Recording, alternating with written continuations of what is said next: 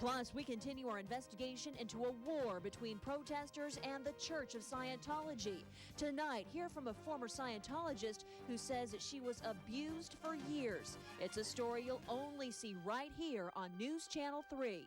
It's 11 o'clock. Time for news. Now, from the Desert's news leader, KESQ News Channel 3 HD at 11. Hello, I'm Tamara DeMonte. And I'm John White. All this month, News Channel 3 has investigated a war between the Church of Scientology and a group of activists known as Anonymous. Last night, News Channel 3's Nathan Baca uncovered confidential security protection inside the church's headquarters in western Riverside County, including a high-powered sniper rifle. And News Channel 3's Nathan Baca joins us now with more on his investigation that you'll only see here on News Channel 3. Nathan. Tamara, tonight another former Scientologist speaks out against the church. Maureen Bolstad says she left the Scientology World Headquarters near Hemet after a dozen years of abuse since the age of 16. You know, it wasn't informed consent. The Church of Scientology believes this woman, Maureen Bolstad, is one of the worst people in the world. She is one of a few to be declared a suppressive person. Scientology founder L. Ron Hubbard declared so-called suppressive people cannot be granted the rights ordinarily accorded rational beings. Her crime?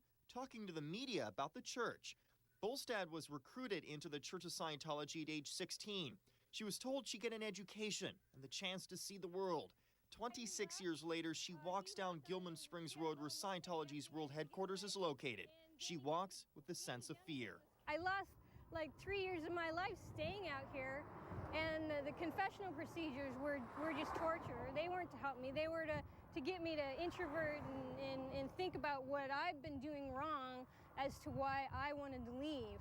But the reason I wanted to leave was because the sleep deprivation was killing me. I wasn't being allowed to visit my family. I wasn't getting paid for my work. And I said, look, this is abusive. I can't do this. I mean, physically, I couldn't do it anymore. Hey! Trespassing. You're under arrest for trespassing. No.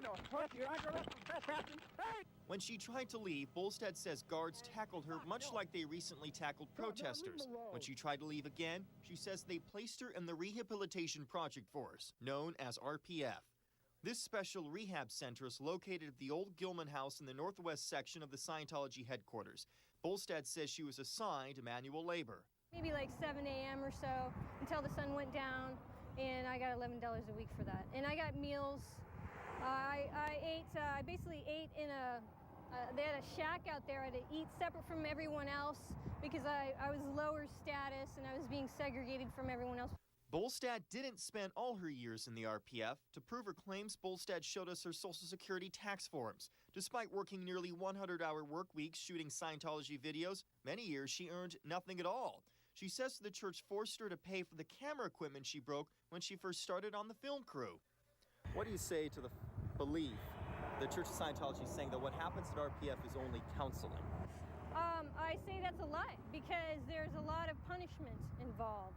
There's your status is lowered. You're only allowed to speak when spoken to. You have to call everybody else sir. You don't have the same privileges as other staff. Like I said, you don't get your mail. You're not allowed to send mail out. You're not allowed to make phone calls. I had trouble getting medical care. If this place is so terrible, then why did she stay for a dozen years? Perhaps because since the age of 16, it was the only life she ever knew. You know, like I laid tiles on all those roofs over there. I painted a lot of the rooms in that qual building when it was originally painted. I helped paint some of these sidewalks, stain some of these sidewalks. There's like everything here has my blood, sweat, and tears in it, and I thought it was my home.